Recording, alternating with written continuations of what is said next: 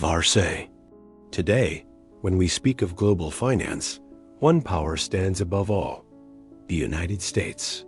The dollar sits in the vaults of central banks. U.S. Treasury bonds are treated as safe havens by nations.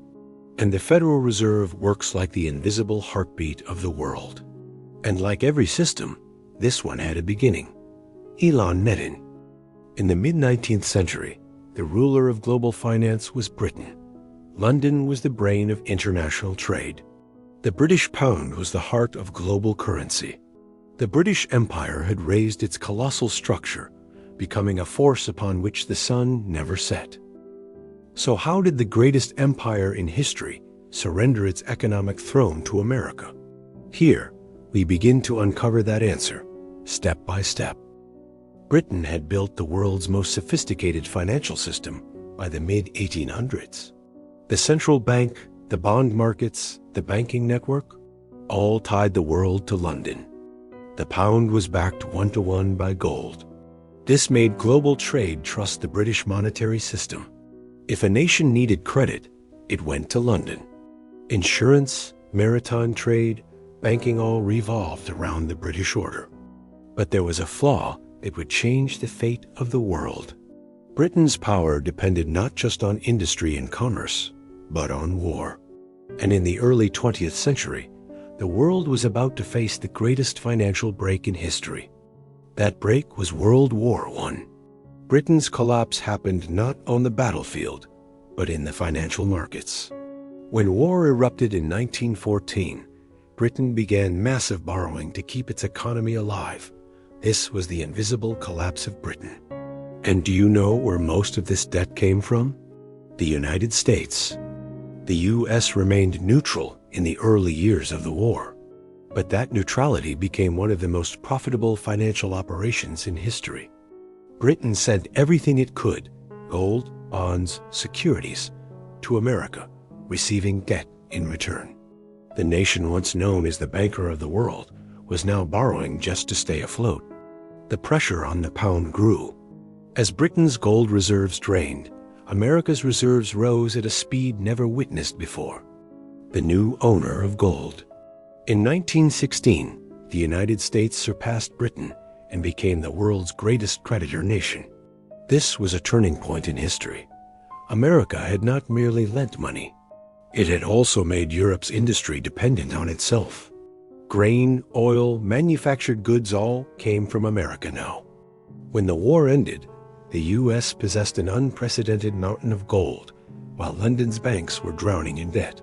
At the end of World War I, Britain faced a choice: relink the pound to gold at its old, prestigious value, or redesign the system entirely. Britain made the wrong choice. In 1925, Winston Churchill reconnected the pound to its high pre-war value. But the economy was no longer the same. The pound was artificially inflated. When the Great Depression struck in 1929, Britain's already fragile system collapsed. The pound became indefensible, and the world's reserve currency was no longer anchored to gold. This devastated British industry, triggered mass unemployment, and drove out foreign capital. In 1931, Britain abandoned the gold standard.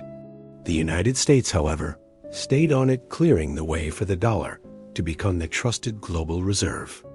America continued to expand, industrialize, accumulate gold, and strengthen the dollar. When World War II began, Britain again had to borrow from the U.S. But this time, the roles were crystal clear. Britain was the debtor, the U.S. the creditor. Britain weakened further, while the U.S. grew even stronger. By the war's end, America held nearly 70% of the world's gold supply. Not only military dominance, but economic power had shifted to the United States. That is why, at the Bretton Woods Conference, a decision was made. The world's central currency would be the U.S. dollar. The empire upon which the sun never set did not fall through war. It collapsed not by force of weapons, but through debt.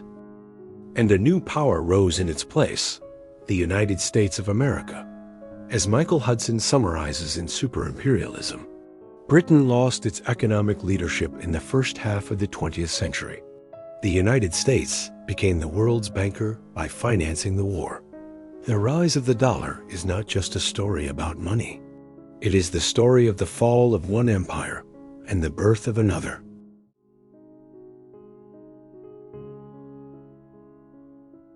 (1944). Cities around the world had burned, economies had collapsed, nations were exhausted.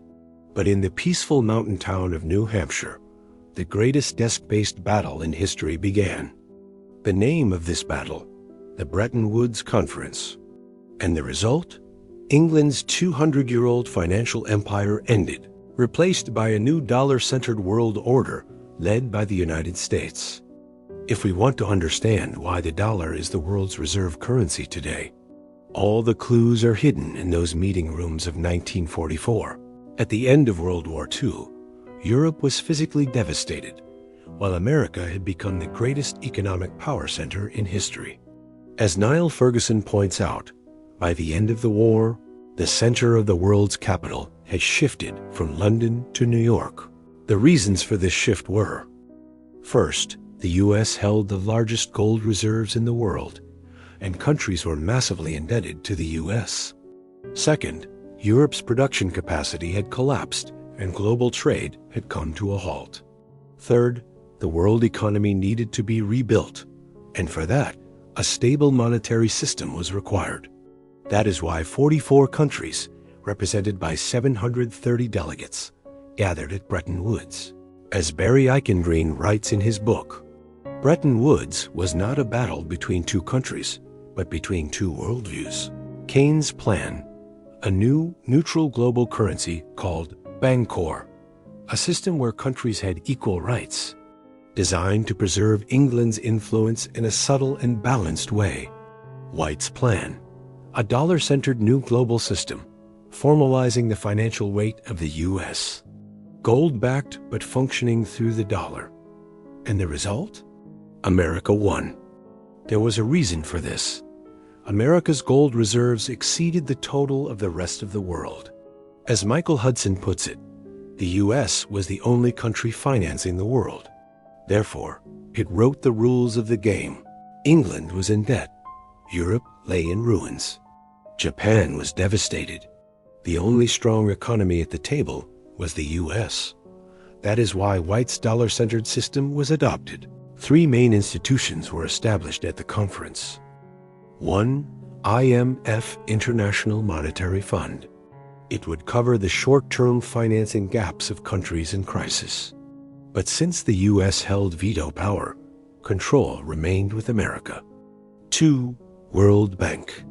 It would provide funds for post-war reconstruction. Most of the initial funding again came from the U.S. 3. Dollar Gold Peg.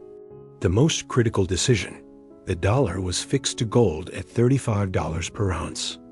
Other countries would peg their currencies to the dollar. What did this mean?